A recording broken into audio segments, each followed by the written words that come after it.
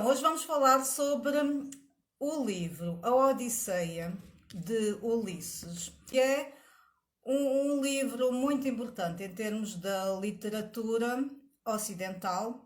É um clássico, é daqueles clássicos incontornáveis que muita gente, apesar de não ter lido, acredito que há muita gente que não o tenha lido, mas muita gente sabe muitas das histórias que vêm nele, já ouviu falar. Então, este livro, a Odisseia, ele vem do nome Odisseu, que é o nome grego da personagem principal, do nosso herói. O herói da Odisseia é Ulisses, mas Ulisses é o nome latino, o nome romano. O nome grego é Odisseu, daí a Odisseia, que são as aventuras de Odisseu. Então, esta Odisseia é atribuído a Homero, é um poema, na verdade, é um grande poema épico, portanto, aquilo são 24 cantos, canto é como se fossem os capítulos, e foi escrito à volta de 700 anos antes de Cristo, imaginem, é bem antigo. E foi escrito, mas estes poemas eles já existiam. Homero, supostamente foi Homero quem passou a escrito este poema épico. Eles foram criados para serem recitados, os poemas épicos. E então, o Homero já tinha escrito também outro, que era a Ilíada. Aliás, nem se sabe qual é que é o mais antigo. Nós, pronto, partimos do princípio que a Ilíada é o mais antigo, mas não se sabe ao certo. A Ilíada, ele conta a história da guerra de Troia, a guerra dos gregos contra os troianos. E essa Ilíada, o outro. E esta Odisseia conta a história do regresso a casa de Ulisses. Ulisses tinha estado na guerra. Ele tinha estado na guerra. Aliás, é atribuído a Ulisses aquele estratagema do cavalo de Troia, que foi isso que determinou o final da guerra, que ele teve a ideia de esconder os seus homens dentro de um cavalo de madeira e ofereceu à cidade. E então, depois à noite, eles saltaram, eles estavam dentro do cavalo, eles saíram do cavalo e incendiaram a cidade, e foi assim que ganharam a guerra. A nossa Odisseia é o regresso à casa do herói Ulisses. Isto são 12 cantos, os 12 cantos iniciais, e depois os 12 finais é ele mesmo chegando já à casa, à sua terra natal, a Ítaca. Os primeiros 12 são viagens repletas de aventuras e onde estão muitas histórias que hoje nós conhecemos, que eu já vou falar nelas e vocês vão reconhecer com certeza. Então Ulisses saiu da guerra e ele esteve alguns anos preso numa ilha, na ilha da ninfa Calipso, que se tinha apaixonado por ele e manteve-o preso, retido lá durante alguns anos, sei lá, 8, 9, muitos anos. Só que ele, entretanto, quer voltar. Ele sente saudades da sua pátria e da sua mulher, a Penélope, que tinha ficado na sua terra natal. Aliás, ele já estava fora há uns ele teve fora de Ítaca uns 19 anos, uma coisa assim.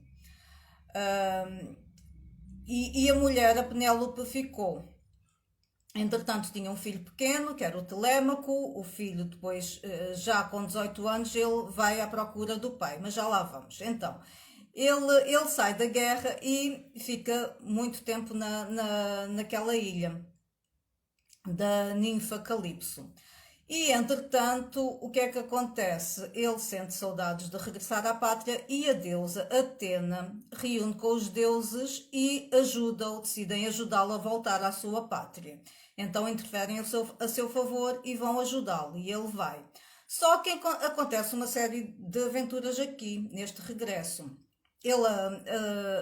Uma tempestade vai atirá-lo a uma outra ilha, uma outra praia. Ele é encontrado para a filha do rei, que era a Nausicaa, acho que é assim que se diz, e resolve ajudá-lo. Ela também fica apaixonada por ele, mas ela pede ao pai para ajudá-lo.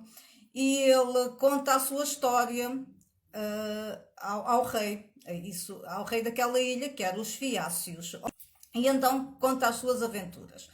Então, aqui depois é a parte mais conhecida da Odisseia, que são as aventuras. Então eu vou contar algumas que vocês vejam se algumas são conhecidas. Uma delas é, acho que é logo a primeira, ele vai ter a uma terra que é dos comedores de lótus.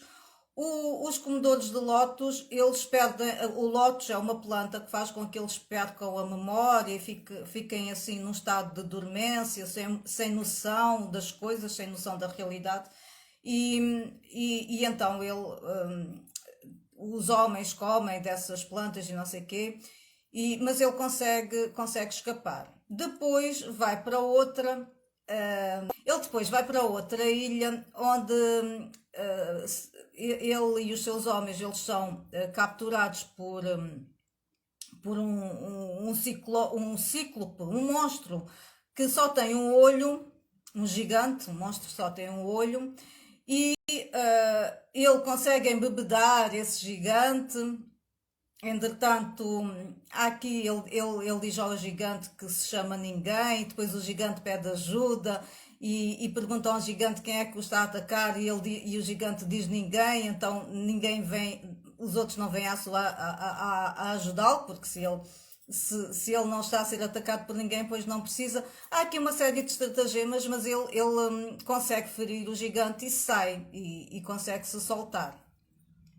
Depois chega a uma outra ilha, que é a ilha da sedutora Circe, que transforma os homens do Ulisses em porcos. Ficam todos transformados em porcos, menos o Ulisses, que também depois consegue sair graças a estratagemas. Depois, bom, há aqui uma série de aventuras, uma delas é muito conhecida, que é a do Canto das Sereias. A do Canto das Sereias é muito conhecida porque é assim, eles vão num barco, aquilo são ilhas, não é? Eles viajam muito por mar. E há uma determinada altura que existem sereias. As sereias não são como aquelas que nós hoje fazemos ideia, com metade mulheres e metade peixe. Não, aquelas eram metade de pássaros, metade mulher e metade... Era uma espécie de pássaros. E tinha um canto lindo, lindíssimo, mas que encantava, levava à loucura quem ouvisse aquele canto. E então eles tinham que passar aquela fase do canto das sereias. O nosso Ulisses, ele queria muito ouvir o canto das sereias, ele queria saber, porque ele ouvia falar do canto das sereias, ele gostava mesmo muito de ouvir aquilo, mas tinha medo de ficar encantado e de ficar louco. E o que é que ele fez? Ele, para já, tem a ideia de colocar cera nos ouvidos dos homens, nos ouvidos lá dos tripulantes do navio, os homens dele, para que eles não ouvissem. Mas ele queria ouvir, e então ele não colocou cera nos seus ouvidos, mas ele amarrou-se ao mastro do navio para, se tivesse a sensação de se atirar ao mar, estava amarrado, não podia fazer.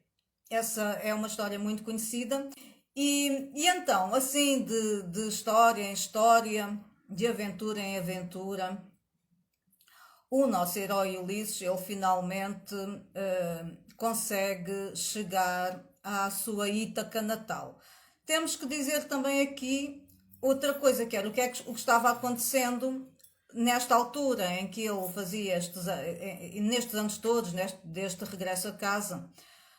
O que é que acontecia na sua terra natal, na sua Ítaca? A sua mulher, Penélope, ela, quando o marido, o rei, que era rei, Ulisses, tinha partido para a guerra, a partir de então, muitos pretendentes muitos homens vieram instalar-se na casa deles, lá na corte, e queriam desposar a Penélope. Eles diziam que que o Ulisses estava desaparecido, que já não voltava, e então pressionavam a Penélope para escolher um pretendente para casar com ele.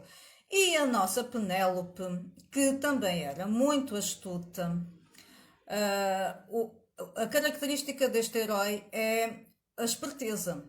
O nosso Ulisses era muito esperto. Mas a sua mulher não ficava atrás. Então o que é que ela fez? Ela, durante o dia, ela tecia um pano, um tecido, que era uma mortalha, na verdade.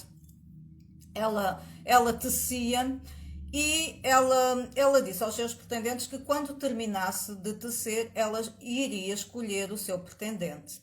Só que ela tecia durante o dia e à noite ela desmanchava o que tinha feito, de forma que aquilo nunca acabava, evidente. E então ela ia atrasando sempre o ter de escolher o pretendente, não é? Ela estava à espera que, no fundo, ela continuava à espera de Ulisses. Era o que se passava lá, entretanto as pessoas lá, eram muitos homens lá instalados na corte, tudo vivendo à grande, às custas dele, e o filho de Ulisses, o Telêmaco, que se chamava-se Telêmaco, era bebé quando ele tinha saído, quando o pai tinha saído para a guerra de Troia, e aqui nesta altura ele teria uns 18 anos. E então resolveu sair à procura do pai. E sair à procura do pai. Isto também porque a deusa Atena. Isto é uma história rebuscada. Há aqui muitas histórias à volta disto, não é?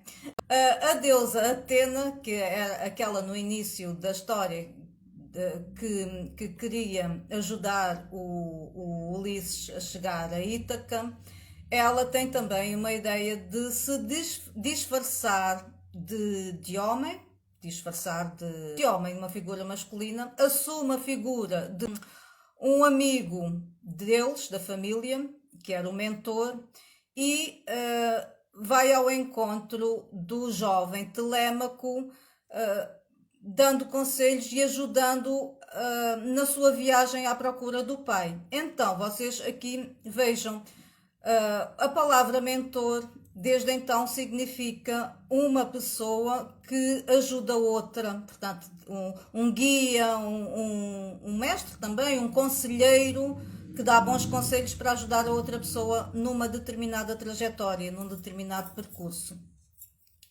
Isso vem daí a palavra também que nós utilizamos hoje, mentor e mentoria. E então o Telêmaco vai então à procura do seu pai. Isto é uma viagem de iniciação, uma viagem que ele também se vai conhecer e chegar à idade adulta. E no final, quando o Ulisses consegue chegar finalmente à sua ilha, à sua Ítaca, ele vai disfarçado de mendigo para averiguar o que é que se passou na sua ausência. Se a Penélope tinha sido fiel, e o que é que tinha acontecido, se aqueles homens, pronto, ele então descobre lá aqueles homens todos, aquela coisa toda. E então ele vai ao encontro do filho, junta-se com o filho e os dois engendram um plano para matar depois aqueles homens oportunistas. E sim, depois eles conseguem, são bem-sucedidos, só que depois a população insurge-se por causa da matança, mas depois compreende que realmente tinha de ser assim e acabem bem. E então, isto é a Odisseia, imaginem, só para assim, em termos muito gerais, evidente.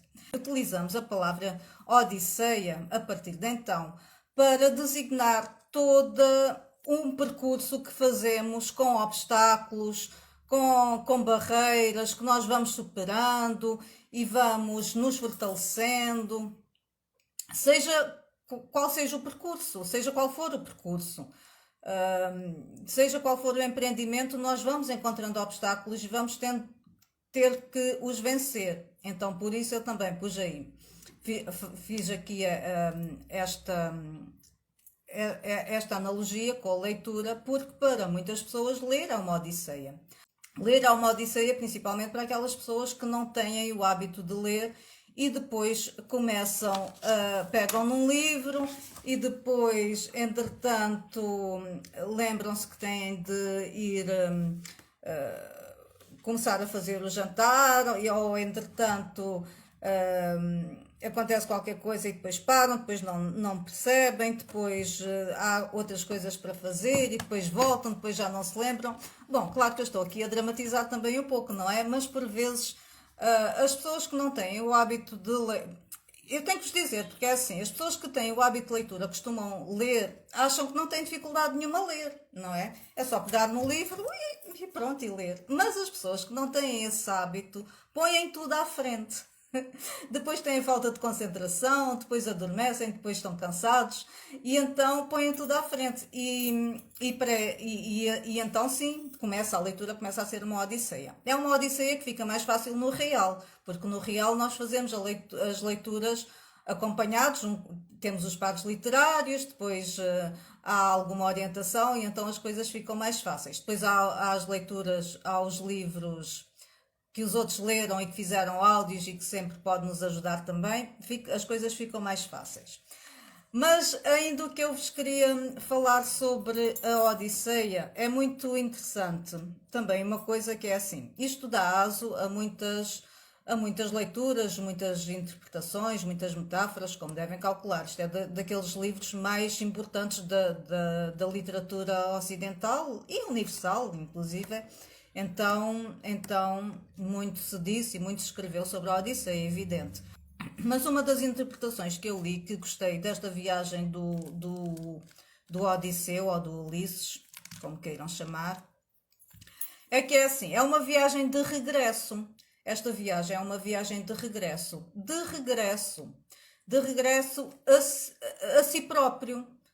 Ele volta, não é? Ele volta de algo, neste caso de uma guerra, e ele vai regressar às origens de onde saiu, à pátria, mas também a si mesmo. Mas ele só consegue se encontrar,